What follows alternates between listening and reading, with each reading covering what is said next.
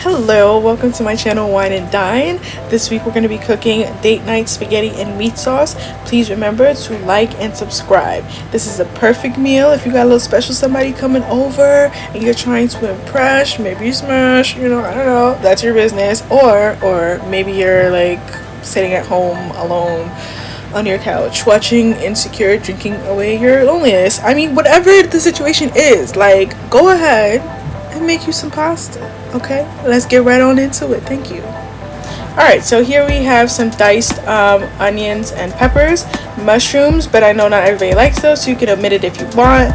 We've got some sea salt, black pepper, red pepper flakes, oregano, paprika, garlic, rosemary, some onion powder, and extra virgin olive oil, tomato paste, diced tomatoes, minced garlic because I'm lazy, whatever pasta sauce you want, water, whatever meat of your choice, and I'm using spaghetti, but you use whatever pasta you want. So I have just under 2 pounds of ground beef, but if you want to use like ground turkey or ground chicken, you can do that.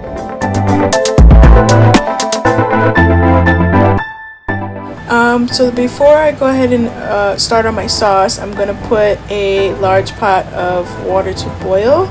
I'm going to add some olive oil and some sea salt. I know that, people say that when you add oil to the water, it stops your sauce from sticking. This is true. However, for whatever reason, my pasta always sticks together. So instead of me having clumps of pasta, hard pasta, I would rather just put the oil and maybe have some slippery sauce.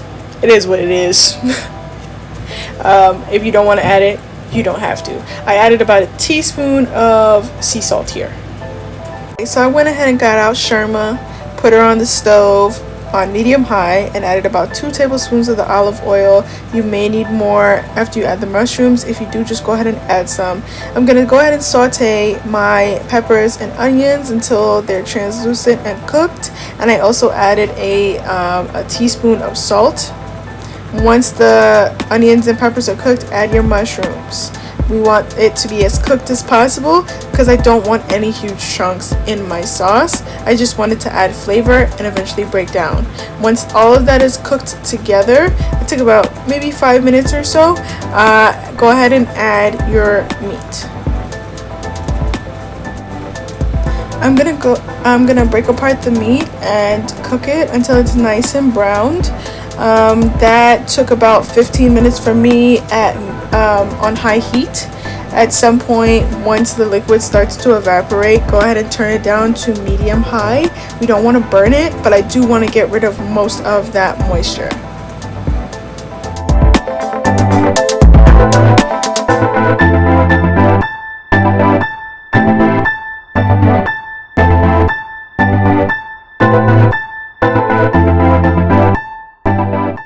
Now that my meat is sufficiently brown, I'm going to go ahead and add my seasonings, starting off with 1 teaspoon of black pepper and 2 teaspoons of garlic powder. If you wanted to go ahead and drain out the excess oil, please do so before seasoning.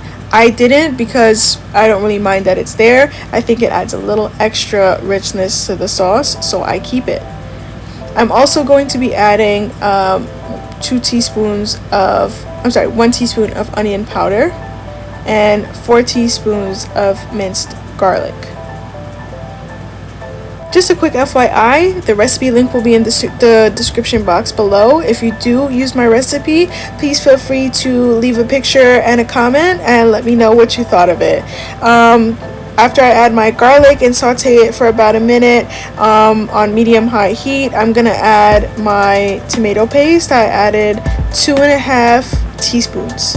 And then I sauteed it before adding the rest of my ingredients just to take out a little bit of that raw tomato flavor, because tomato paste is a very intense tomato flavor.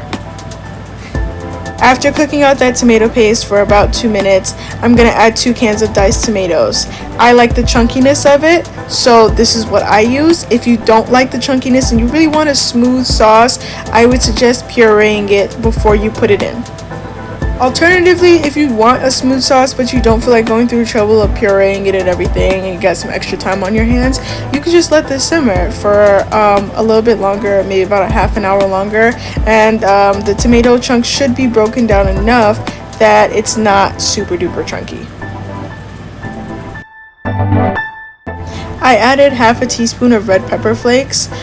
For those of you who don't like spice, you can omit this or add as little or as much as you want.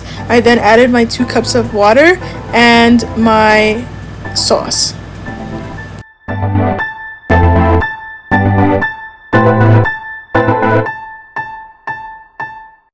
After giving this a stir, I'm going to add a pinch of rosemary. I'm going to add 2 teaspoons of paprika and about a teaspoon of oregano. I'm going to cover up my pot and let it simmer on medium heat for about half an hour, and then I'll come back and check on it, see how we're doing.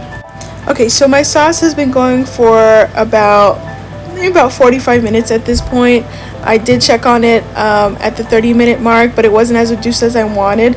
If you can see the sides of the pot, you can see where I started out liquid-wise and how much it's reduced. That's about where I wanted it. Now, if you want your sauce to be thicker, let it go for longer so that more of the liquid can evaporate. Meat sauce is gonna be left cooking for about another 10 minutes or so. So in the meantime, I've had my pasta water boiling. I'm gonna go ahead and add my pasta at this point and follow the directions on the box for al dente.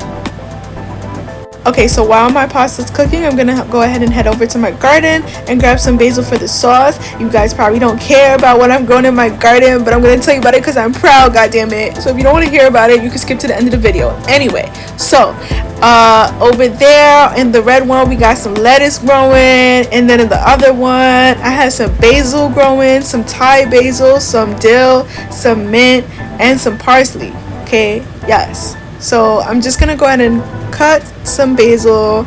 If you don't like basil, omit it, or if you want to use dried, that's fine too. Not everybody can be as fancy as me, I understand, but I'm living my best life. What can I say? By the way, I don't add fresh basil to the sauce because it's fresh. It loses flavor very fast once you add heat to it. If you have dried basil, you can add it to your sauce. I, however, used it as a garnish on top of the pasta. Okay, so my sauce is finally done. All that's left to do is plate it and enjoy. I garnished it with some Parmesan cheese and some basil, and I also decided to make a little salad from my garden, okay, from the lettuce. Yes, I did, okay, because I'm fancy like that. All right, and join us next time for some curry chicken. Thanks, guys.